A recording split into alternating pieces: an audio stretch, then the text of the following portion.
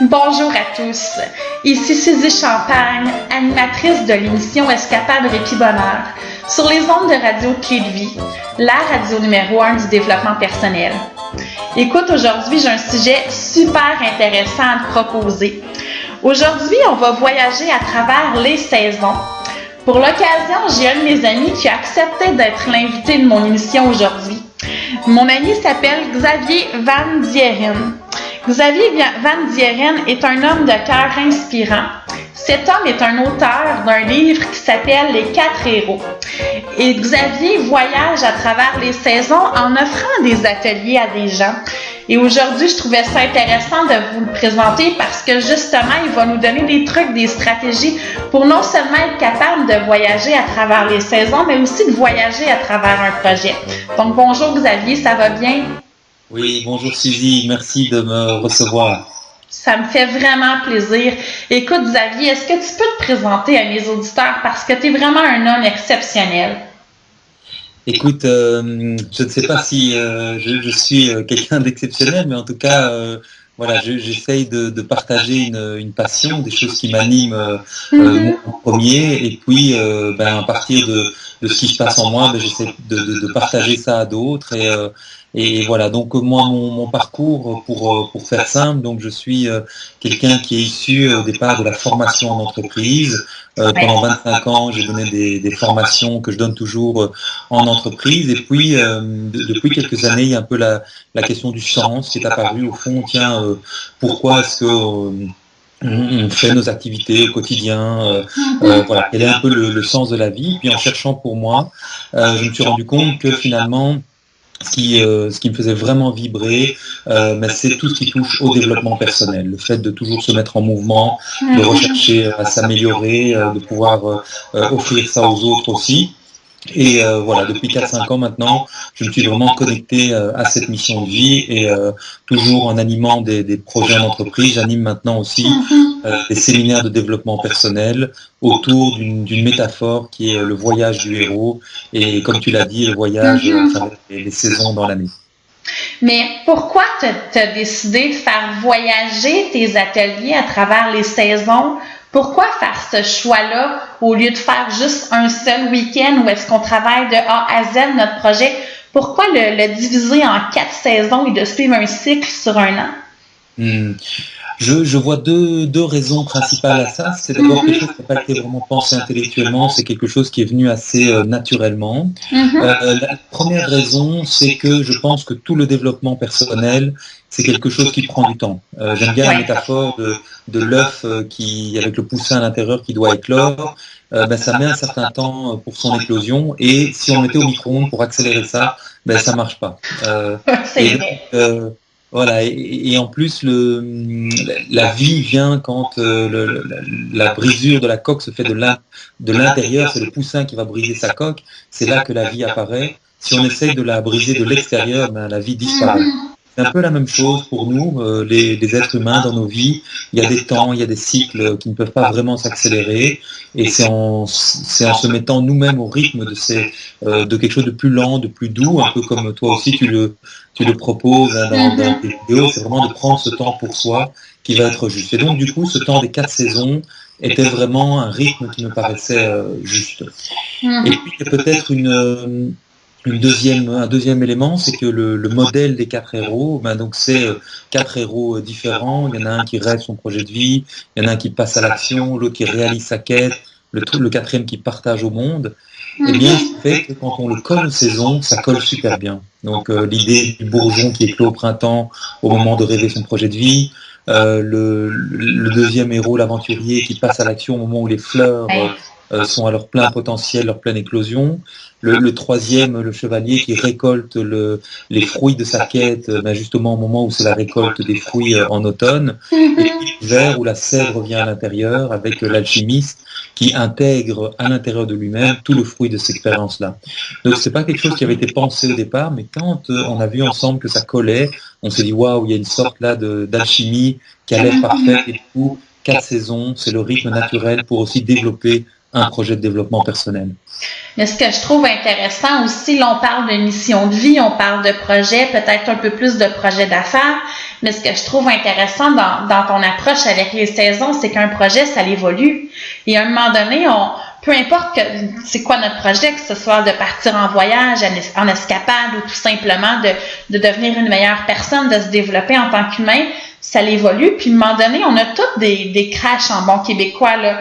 On a tous des downs où est-ce qu'on manque de motivation. Donc, le fait d'avoir du soutien tout au long d'une année avec un groupe qui est homogène, oui, il y a toujours des nouveaux participants, mais qui se ressemblent, ça peut aider à amener notre projet un peu plus loin, là, j'imagine. Ouais, tout à fait. C'est vraiment cette magie-là qui se crée effectivement au fur et à mesure de saison. Et comme tu l'as dit, effectivement, un projet qu'on a imaginé au printemps, ben, voilà, une fois qu'on est en été, en automne, ben oui, la vie évolue, les crashs dont tu parles, les changements, les nouvelles idées, etc. Et donc, c'est vrai que sur un an, c'est intéressant d'accompagner des personnes aussi avec ces changements. On se rend compte souvent qu'au bout du cycle, au bout de l'année, le projet qu'on avait imaginé tout au début au printemps, ben, il a souvent pris une autre forme. Oui. C'est parfait comme ça. C'est que c'était la forme juste, le temps aussi, il a changé avec nos expériences, avec ce qui s'est passé dans nos vies, avec nos nouvelles rencontres, simplement avec aussi ce qui s'est passé en nous, tous ces petits changements, ces micro-changements en nous, qui font que le projet sera vraiment à notre image aussi. Et comme tu l'as dit aussi, c'est l'accompagnement du groupe qui est très important aussi. Oui. Où il y a ce soutien mutuel du groupe tout au long de l'année. C'est aussi, je pense, un ingrédient du fait de cheminer ensemble. Alors c'est vrai que tous ces voyages, c'est des voyages qui sont vraiment personnels, qui sont intimes, chacun a le sien, chacun a notre voyage. Mais le fait de partager ce voyage en communauté, un peu comme si on prenait tous le minibus ensemble, on a chacun nos bagages à nous, mais on a un véhicule qui peut être commun et qui peut nous emmener plus loin quand on est ensemble. Justement, Xavier, moi, j'ai participé à ton premier atelier, le poète, et je confirme que oui, un projet prend toutes sortes de tournures parce que Escapade Répit Bonheur est né, entre autres, de cet atelier-là. Mais je sais que dans tes ateliers, tu remets un fascicule et ton fascicule s'appelle Carnet de voyage. Tu viens d'en parler, tu fais référence au voyage dans cet atelier-là, dans le projet de mission que tu mets en place avec les participants. J'imagine que tu dois être un passionné de voyage pour faire des liens comme ça avec le voyage à même ton atelier. Alors, je pense qu'effectivement, dans ma vie, ben, le voyage est une composante importante. J'ai vécu mon enfance en Afrique. Ici, j'habite en Europe. Là, on se retrouve ici au Québec. Donc, c'est vrai que je me sens vraiment un habitant de la Terre au sens global et le voyage est quelque chose qui me fait vibrer. Et en même temps, j'aimais bien cette métaphore du voyage du héros où dans toutes les grandes histoires des héros, que ce soit dans les films, dans les romans, dans tout ce qui nous inspire, il y a souvent cette notion d'odyssée où le héros au départ il hésite, il a un rêve, il sait pas, il y a des choses qui bloquent et puis hop, à un moment ça se débloque et puis il se met en route, il quitte tout. Il y a un peu des points communs entre toutes les grandes histoires qui sont cette notion de voyage. Et dans le développement personnel, on peut encore pousser ça un peu plus loin. Peut-être que ce voyage extérieur, il y a le premier voyage où on change de pays, le deuxième c'est le voyage au sein d'une histoire, et puis il y a peut-être un troisième voyage qui est ce voyage intérieur. Qui est-ce que j'étais au départ au printemps et puis à l'arrivée en hiver, qui est-ce que je suis devenu et quel était le voyage que je peux raconter. Et c'est un peu ce qu'on propose aux participants dans le dernier des quatre ateliers avec l'alchimiste, c'est au fond de raconter sa légende personnelle, de raconter ce voyage qui a été fait. Et ce voyage intérieur, il va sans doute être en support à mes projets extérieurs. Si je veux bâtir vraiment un projet, ça a peut-être du sens de se poser la question comment est-ce que moi, à l'intérieur, je me mets aussi en route pour être peut-être plus puissant, déployer mes ailes, pour pouvoir vraiment rayonner dans le monde avec des projets concrets que je vais pouvoir élaborer, mettre en place et offrir aux autres. Justement, tu l'as dit tantôt, je pense que tu as dit « Je suis un compagnon de la Terre, rayonnant à travers le monde ». Écoute, Xavier, à l'heure actuelle, tu as quand même plusieurs pays dans la francophonie mondiale où tu fais des ateliers d'Hécathéro. Et justement, tu viens d'atterrir au Québec là, il y a quelques jours. Comment est-ce que tu fais justement avec le décalage horaire pour être capable de surmonter ça? Parce qu'à toutes les fois, c'est quand même une dizaine d'heures d'avion. C'est quoi tes trucs là, pour justement être capable d'amortir le choc du décalage horaire plus facilement? Alors, je pense que par rapport au décalage, le premier élément, c'est de pas trop se le dire. Donc, dès qu'on arrive, c'est de se caler à l'heure de l'endroit où on est, d'oublier l'heure de laquelle on vient.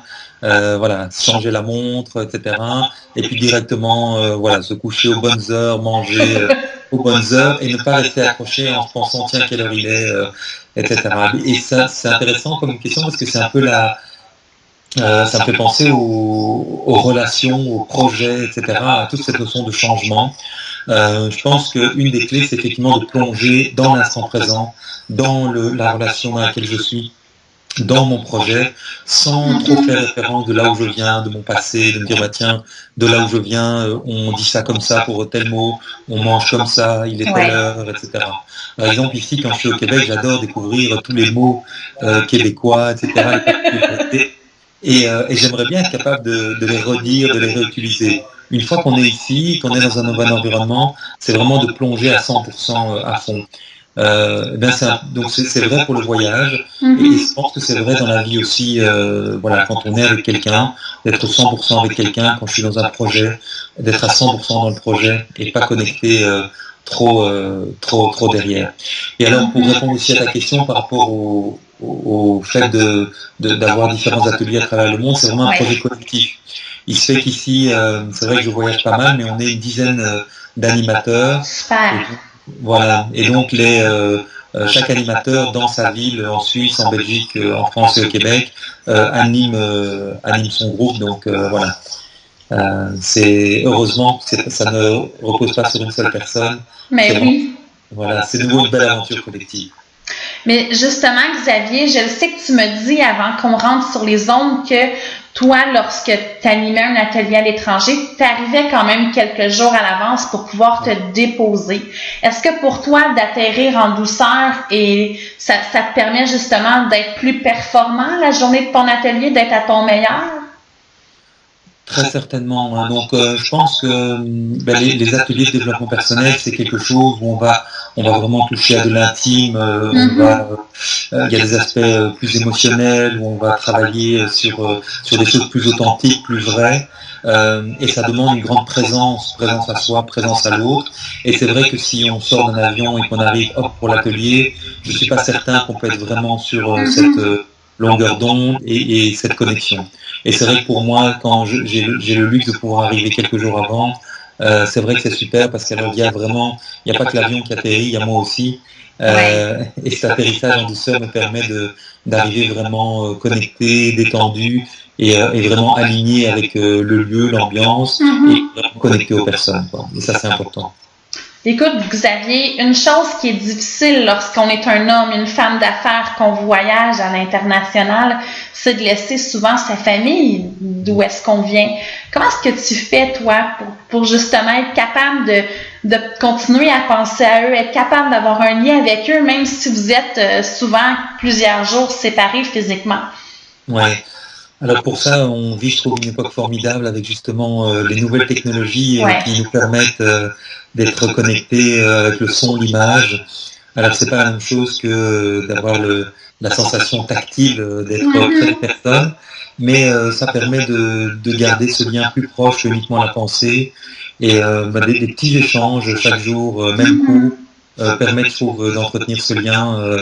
Et c'est vrai que on n'est plus à l'époque de Jacques Cartier qui a dû prendre son bateau. C'est vrai. Quittant le Havre, et donc voilà, ici j'essaie aussi que les périodes soient assez courtes, relativement courtes, et puis d'avoir des petits moments de connexion privilégiés comme ça qui nourrissent le lien, et puis on peut repartir pour la journée. Voilà. Justement, Xavier, on parle de technologie. Il y a des gens qui disent, et je fais partie de cette école de pensée-là, qu'aujourd'hui, en 2016, ça n'a jamais été aussi facile de se créer une carrière internationale parce qu'avec la technologie, on peut s'entraider et on peut percer plus facilement à l'international qu'à l'époque.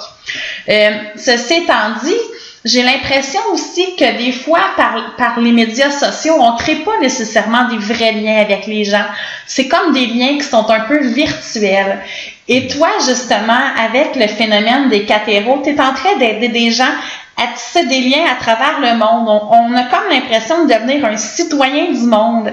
Mais qu'est-ce que tu penses exactement de la technologie? Est-ce que c'est un bon timing? Est-ce que ça tisse vraiment des liens ou au contraire, c'est juste virtuel, donc ça crée des liens, mais pas aussi fort que si on était vraiment avec la personne? Je te rejoins assez. Donc, pour moi, tous les outils, les nouvelles technologies, c'est quelque chose qui va être complémentaire au vrai lien. On ne va pas le remplacer. Et pour moi, donc, c'est pas tellement l'outil qui compte. Je fais un peu la métaphore avec un couteau.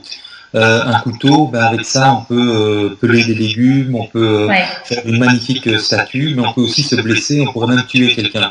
Et c'est toujours le même couteau. Donc, le problème n'est pas tellement l'outil, c'est plutôt ce qu'on va en faire. Et donc, quand on a un projet, mais par exemple ici, de créer une communauté, ici on est à peu près 120 participants aux différents ateliers qui sont ensemble sur une communauté en ligne, l'outil, quelque part, n'est qu'un support. Et donc, ça va nous permettre de nous rapprocher. Là où tu as raison, c'est que ça a ses limites. Donc, ça n'est pas du tout la même chose. Ça serait génial qu'on puisse se retrouver les 120 à Québec, à Paris, en Suisse. Ça serait génial. Mais c'est sans doute compliqué. Et donc, l'outil technologique nous permet, même si c'est en surface, de garder ce lien. Et même quand on fait, par exemple, on se retrouve parfois sur des webconférences tous ensemble, il y a vraiment des liens qui sont partagés, il y a de l'émotion, il y a quelque chose de vrai et de très humain qui peut s'y passer aussi, alors qu'on est disséminé aux quatre coins de la francophonie. Mais comme on se retrouve tous ensemble et qu'on voit les petites images de chacun, un peu comme dans un Skype, il y a quand même en partie ce lien qui est là. Et là, c'est là que la technologie est magique, elle est magnifique. Mais elle ne remplacera pas passer 2 jours ensemble, en petits groupes, 4, 8 ou 12 personnes, où il se passe vraiment des choses entre elles. Donc pour moi, c'est un outil qui peut servir à un endroit pour un objectif qui est de garder le lien. Mais ça ne remplacera jamais le vrai lien personnel. Oui. Mais c'est vrai, moi, Xavier, dans mon cas, parmi les 120 héros, je crois qu'on n'est pas loin de 120, il y en a une, je pense qu'elle est en France, elle a un projet qui est similaire au mien. On est en train de développer une relation justement pour s'entraider à l'international. Elle, son rêve, c'est de venir au Québec. Moi, mon rêve, c'est de percer en Europe. Donc, c'est vrai que c'est facilitant à ce niveau-là, mais c'est sûr que pour tisser des liens, on doit se rencontrer à un moment donné. Et justement, ça fait partie d'une phase de ton projet.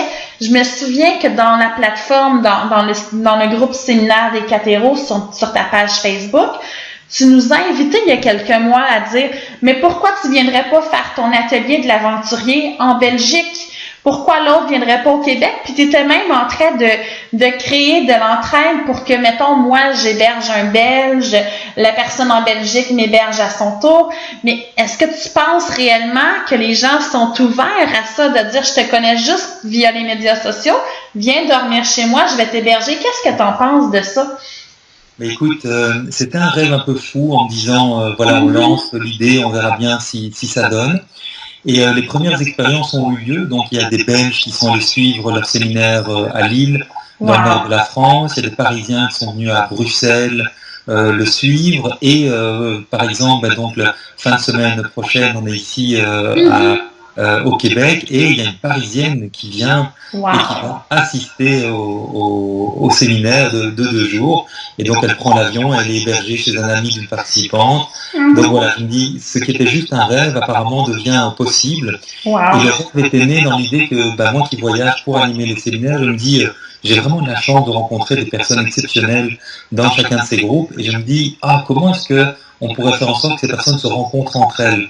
Des personnes qui sont en chemin, qui portent des projets, qui ont des hauts, des bas, qui peuvent s'entraider, qui ont des valeurs partagées. Et je me sentais assez privilégié. Et donc là, on a le premier lien qui se crée. Et le premier voyage transatlantique a lieu avec une participante de Paris qui vient le vivre ici au Québec. Et j'espère qu'il y aura des Québécois qui viendront en Europe dans les prochains séminaires. Mais j'ai pas de doute là-dessus. Il y a déjà plusieurs personnes qui y pensent et les choses sont prêtes à se mettre en place tout doucement. Donc c'est un peu un rêve qui se réalise. Autrement dit, là, une personne qui rêve de voyager, qui n'a pas nécessairement de budget, le fait de faire affaire avec ce type de plateforme de médias sociaux-là peut permettre de tisser des liens et d'avoir accès à un voyage parce que elle a juste le billet d'avion et la nourriture à se payer. Là. Quand on n'a pas de frais d'hôtel, ça coûte beaucoup moins cher en Europe. Là. Exactement, c'était vraiment ça l'idée. C'est un peu comme il y a un concept qui s'appelle le couchsurfing où on peut aller dans une ville qu'on ne connaît pas et puis quelqu'un m'héberge sur un canapé dans le salon. Ça c'est un peu l'idée au départ. Et puis en échange, moi je peux recevoir quelqu'un, etc. Mais c'est de transposer ça dans le domaine du développement personnel, dans une communauté. En plus, comme on a le temps de vivre les séminaires sur plusieurs saisons.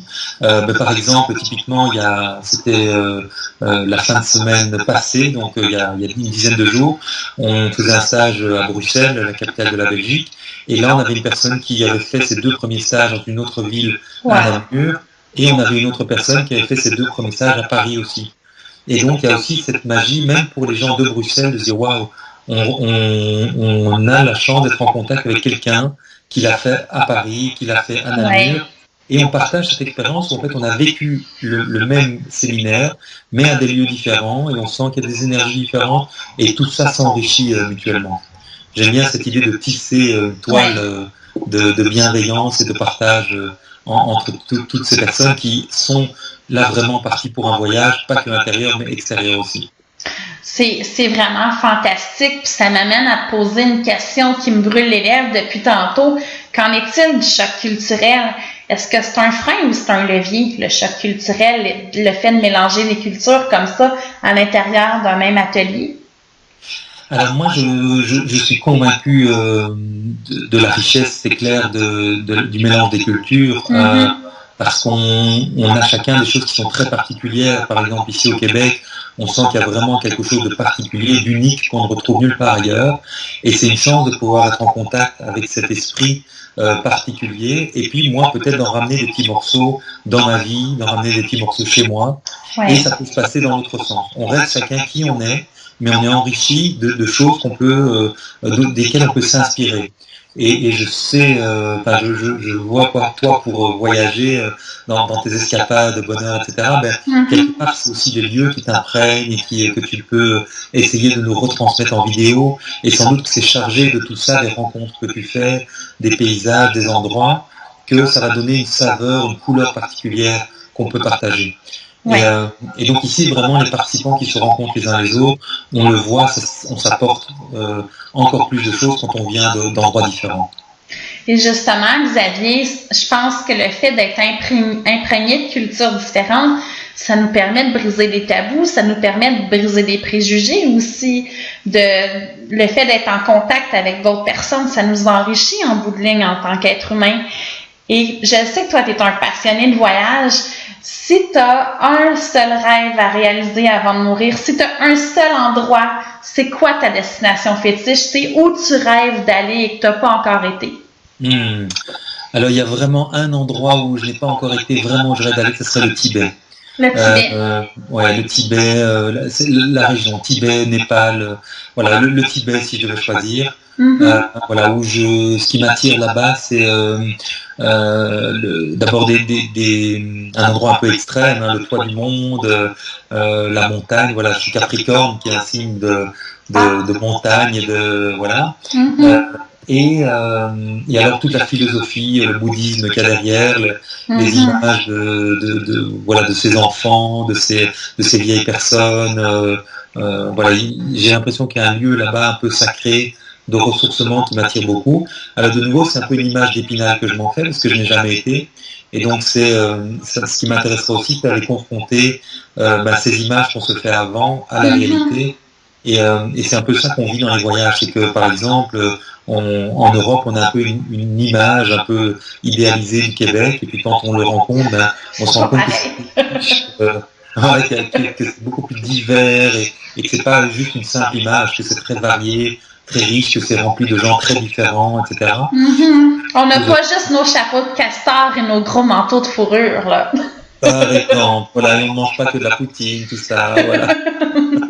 Et c'est la même chose dans l'autre sens, les Français, c'est pas que la baguette et les frites, voilà. Donc il y a, au-delà des clichés qu'on pourrait se faire, des images, qu'elles soient positives ou moins positives, il y a un peu la magie de rencontrer des gens dans toute leur diversité. Est-ce que par exemple, moi j'ai j'apprécie beaucoup quand je viens ici, c'est par exemple le soir d'aller manger chez quelqu'un où il y aura plusieurs personnes, des Québécois, etc. Juste d'être une petite souris et d'écouter.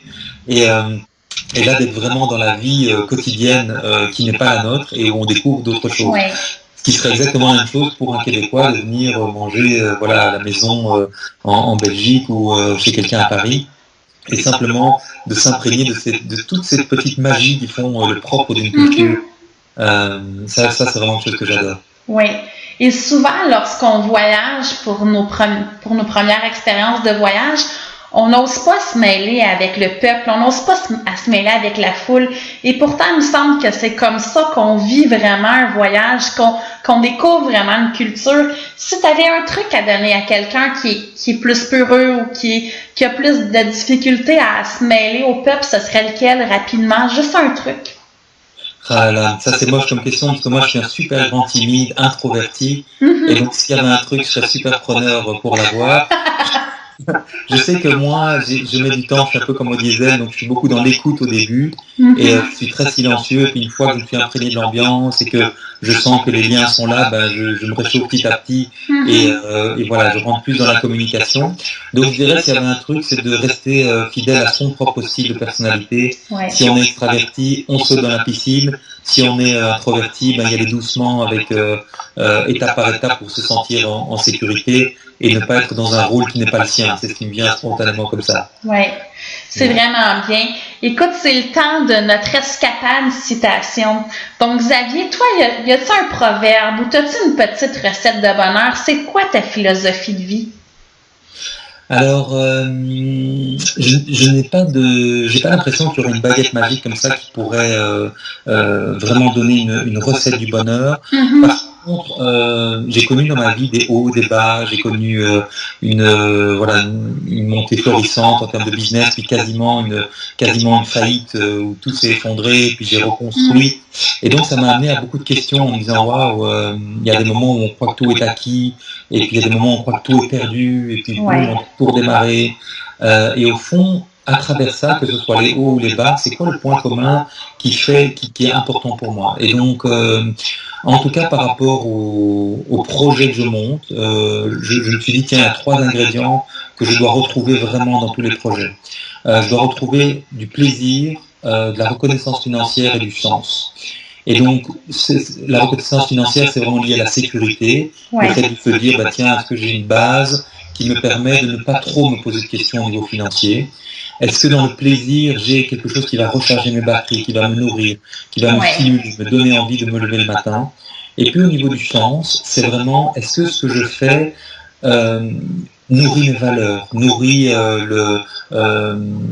ce qui est vraiment important pour moi, ce qui peut-être peut contribuer à plus grand que moi, contribuer aux autres, contribuer, alors chacun va y mettre les mots qu'il veut derrière, mais peut-être une dimension plus spirituelle ou autre. Et donc, en tout cas pour moi, c'est vraiment un des critères, c'est de me dire, tiens, quand je me lance dans un projet ou dans un partenariat avec quelqu'un, est-ce qu'on va retrouver ces 3 ingrédients? Et s'il en manque un, se dire comment on peut le compléter, ou peut-être se dire, ok, c'est peut-être pas le bon projet. Alors ça répond pas à la question de la recette du bonheur, mais en tout cas ça répond pour moi à quoi faire pour que ce que je fais au quotidien soit juste et continue à me nourrir. Et c'est vrai que depuis 3-4 ans où j'ai mis cette petite grille de lecture personnelle chez moi, reconnaissance financière, plaisir et sens, c'est sûr que je sens que ma vie prend beaucoup plus une ampleur qui est beaucoup plus juste pour moi, et des choses qui s'épanouissent, qui grandissent toutes seules, et qui, comme le projet des 4 héros, aujourd'hui est occupé à me dépasser, c'est-à-dire à grandir beaucoup plus vite que la vitesse que moi je peux y mettre. Merci beaucoup, Xavier, d'avoir été avec nous. Ce fut un pur bonheur. Le lien de ton site web va être sur la fiche, donc si les gens veulent te joindre, il n'y aura pas de problème. Donc, merci beaucoup. Merci beaucoup, Suzy, de m'avoir reçu. C'était un bonheur d'échanger avec toi et belle continuation dans les escapades. Très bientôt. Merci beaucoup. Nous, la semaine prochaine, on se retrouve avec un autre sujet fort intéressant. En fait, je me pose la question souvent, lorsqu'on décide de partir sur un coup de tête, est-ce qu'on doit écouter notre cœur ou notre tête? Et la semaine prochaine, vu que c'est notre dernière émission, j'ai un invité fantastique à vous présenter. En fait, je vais être avec Nathalie Geoffroy. Et moi et Nathalie, on est partis en escapade ensemble sur un coup de tête parce que notre intuition était tellement forte qu'on a décidé de vivre ce voyage-là ensemble. Donc, la semaine prochaine, je vais te raconter ma propre histoire de voyage sur un coup de tête. Donc, merci beaucoup. Si tu veux me joindre, c'est toujours au www.escapaderépibonheur.com. D'ici à notre prochaine semaine, amuse-toi, continue à prendre un temps d'arrêt avec toi-même, dépose-toi, tu le mérites amplement. Merci, à bientôt.